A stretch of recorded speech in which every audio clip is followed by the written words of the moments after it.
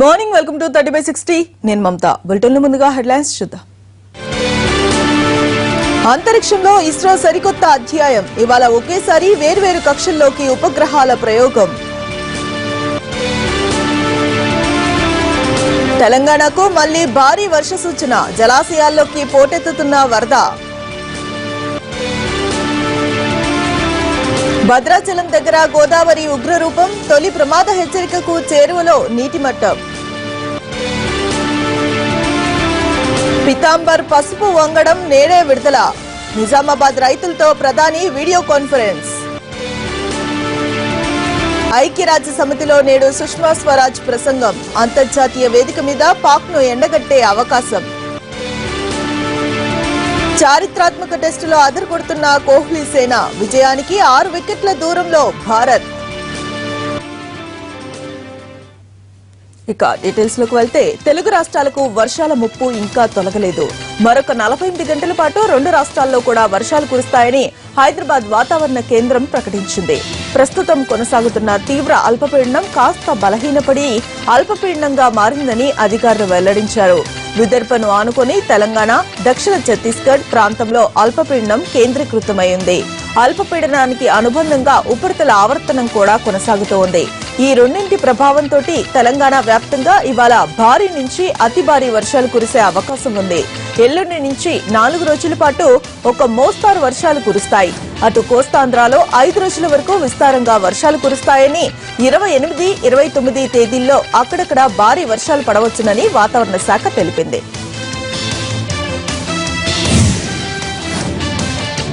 తెలంగాణలో వానలు తగ్గడం లేదు. రికార్డు స్థాయిలో కురుస్తున్న వర్షాలకు ఎక్కడ చూసినా కూడా నీరే కనిపిస్తోంది. వాగులు వంకలు పొంగి పలు ప్రాంతాలకు రాకపోకలు నిలిచిపోయాయి. పంట నష్టం విపరీతంగా ఉంది. కరీంనగర్ జిల్లాలో రిజర్వాయర్లు నిండు కుండల్ని తలపిస్తూ ఉన్నాయి. ఆదిలాబాద్ జిల్లాలో గోదావరి, పెన్గంగ, ప్రాణహిత నదులు ఉప్పొంగి ప్రవహిస్తూ ఉన్నాయి. వరంగల్ జిల్లాలో కురుస్తున్న వానలకు మోరంచా వాగు ఉధృతంగా ప్రవహించడంతో 15 గ్రామాలకు రాకపోకలు స్తంభించిపోయాయి.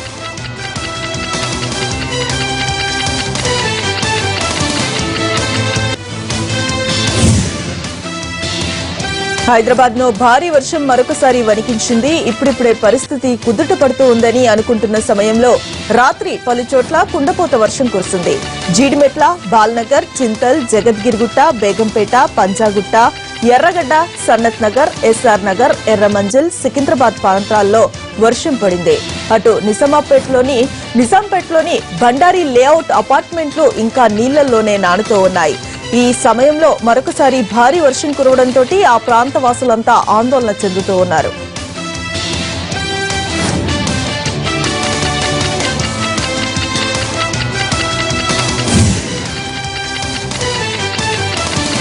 మెదక్ జిల్లా జలదిగ్బంధంలో చిక్కుకుంది.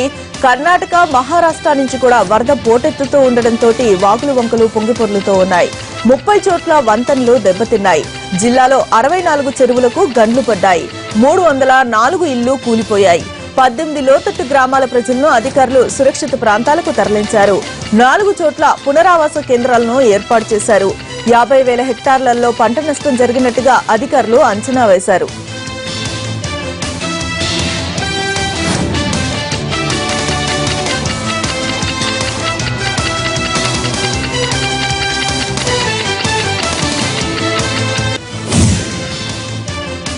గత వారం రోజులుగా కురుస్తున్న వర్షాలకు నిజామాబాద్ జిల్లాలో పంట పొలాలు నీట మునిగి దెబ్బతిన్నాయి. తెలంగాణ చరిత్రలోనే జిల్లాలోని ఆర్మూర్లో ఊహించని విధంగా 39.54 సెంటీమీటర్ల వర్షపాతం నమోదైంది. దీంతో మొక్కజొన్న పంట వేసి తీవ్రంగా నష్టపోయామని ఆవేదనను వ్యక్తం చేస్తూ ఉన్నారు రైతులు. తమను ప్రభుత్వమే ఆదుకుని గిట్టుబాటు ధరను కల్పించాలని కోరుతూ ఉన్నారు రైతులు.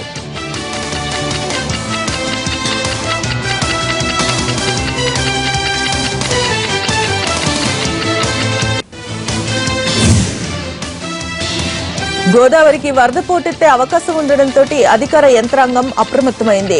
భద్రాచలం వద్ద 21 అడుగుల నీటి మట్టం నమోదైంది. ప్రస్తుతం భారీ వర్షాలు కురుస్తూ ఉండడంతో వాగులు వంకలు పొంగి ప్రవహిస్తూ ఉన్నాయి. గోదావరి నదిలోకి నీరు భారీగా చేరుతూ ఉంది. మరొక 2 రోజుల్లో ప్రమాద స్థాయిలో వరద నీరు చేరే అవకాశం ఉందని అధికారులు అంచనా వేస్తూ ఉన్నారు. భద్రాచలం వద్ద 43 అడుగుల నీటి మట్టం నమోదైతే మొదటి ప్రమాద హెచ్చరికను జారీ చేస్తారు. ఇవాళ రాత్రికి మొదటి ప్రమాద హెచ్చరిక చేరువలో గోదావరి ప్రవహించే అవకాశం ఉందని అధికారులు చెబుతూ ఉన్నారు. దీంతో పరివాహక ప్రాంత ప్రజానికాన్ని అప్రమత్తం చేశారు అధికారులు.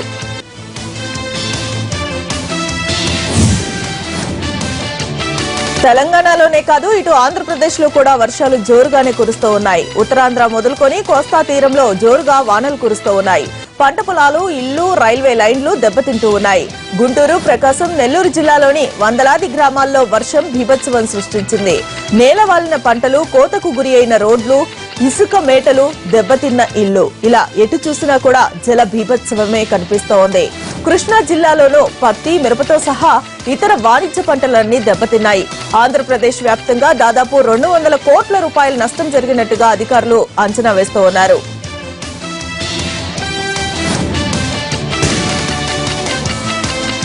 భారీ వర్షాలకు విశాఖ జిల్లా అతలాకుతలమవుతూ ఉంది. రూరల్ ఏరియాతో పాటు ఏజెన్సీ ప్రాంతంలోని వాగులు, వంకలు పొంగి పొర్లుతూ ఉన్నాయి. దీంతో అనేక ప్రాంతాలకు రాకపోకలన్నీ నిలిచిపోయాయి. భారీ వర్షాలకు శారదా నది ఉప్పొంగుతూ ఉంది. మాడుగుల్లోని పెద్దేరు, రైవాడ జలాశయాలు పూర్తిగా నిండిపోయాయి. పాడేరు ఘాట్ రోడ్లో కొండ చర్యలు విరిగిపడ్డాయి. దీంతో పరిసర గ్రామాల ప్రజలు తీవ్ర ఇబ్బందులను ఎదుర్కొంటూ ఉన్నారు. సింహాద్రిపురం, రేబిల్లు, చిట్టాడు, సిఎస్పేట, అంకుపాలెం, లక్ష్మీపురం పరిధిలోని 2000 ఎకరాల్లో పంటలు దెబ్బతిన్నాయి.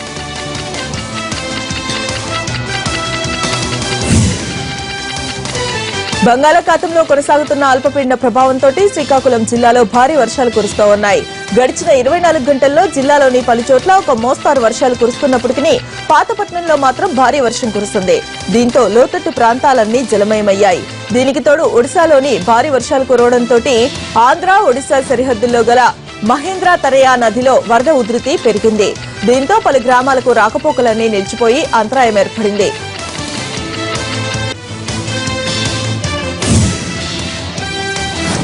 భారీ వర్షాలతోటి దక్షిణ మధ్య రైల్వే పరిధిలోని పలు ప్రాంతాల్లోని రైల్వే ట్రాక్లు దెబ్బతిన్నాయి.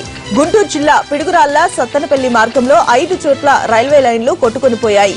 దీంతో హైదరాబాద్, సికింద్రాబాద్, కాచిగూడ మీదుగా రాకపోకలు సాగించే 20 రైళ్లను ఇప్పటికే రద్దు చేశారు. మరొక 27 రైళ్లను దారి మళ్లించి నడుపుతూ ఉన్నారు. హైదరాబాద్, సికింద్రాబాద్ నుంచి పిడుగురాళ్ల సత్తెనపల్లి మార్గంలో నడిచే 7 ఎక్స్ప్రెస్ రైళ్లను రేపటి వరకు రద్దు చేశారు. దెబ్బతిన్న ట్రాక్లను యుద్ధ ప్రాతిపదికన పునరుద్ధరణ చేస్తూ ఉన్నారు.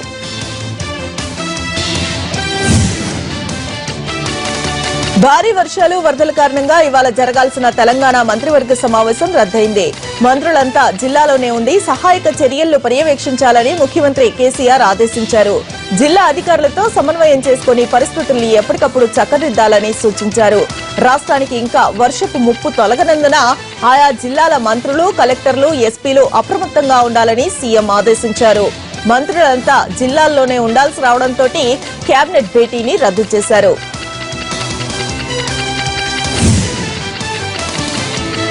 భారీ వర్షాలకు గ్రేటర్ పరిధిలో 180 కిలోమీటర్ల మేర రోడ్లు దెబ్బతిన్నట్లుగా జీహెచ్ఎంసీ కమిషనర్ కు రిపోర్ట్ ని అందించారు ఇంజనీర్లు. రోడ్లను ప్రయాణానికి అనువుగా వెంటనే మరమ్మతుల్ని ప్రారంభిస్తున్నట్లుగా తెలిపారు కమిషనర్. నగరంలో ప్రతిరోజు 1500 గుంతలను పూడ్చివేస్తున్నట్లుగా తెలిపారు ఆయన. మరోవైపు ఈ రోడ్లను పూర్తి స్థాయిలో నిర్మించడానికి నిధుల్ని కేటాయించాల్సిందిగా ప్రభుత్వాన్ని కోరతామని చెప్పారు.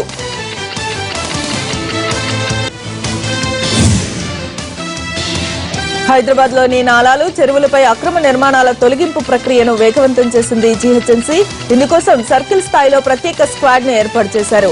అక్రమ నిర్మాణాలను తొలగించడానికి జీహెచ్ఎంసీ టౌన్ ప్లానింగ్ విభాగాన్ని మరింత పటిష్టపరచాలని కమిషనర్ నిర్ణయించారు. ప్రస్తుతం 1215 మంది సిబ్బందికి గాను కేవలం 214 మంది మాత్రమే ఉన్నారు. ఖాళీగా ఉన్న టౌన్ ప్లానింగ్ ఖాళీలను వెంటనే టీఎస్పీఎస్సీ ద్వారా నింపడానికి చర్యలు తీసుకోవాల్సిందిగా ప్రభుత్వానికి లేఖ రాశారు కమిషనర్.